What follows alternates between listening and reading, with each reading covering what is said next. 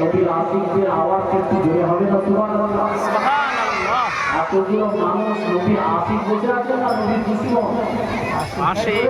নবীর দুশমন আছেন তো নবীর দুশমন যদি হয় নবীর আশিক একটু আওয়াজটা চড়া করতে হবে, কারণ এখানে নেতার পার্টির মূলক মেলা হলে বলবে না সুবহানাল্লাহ। এত মহব্বত হবে না।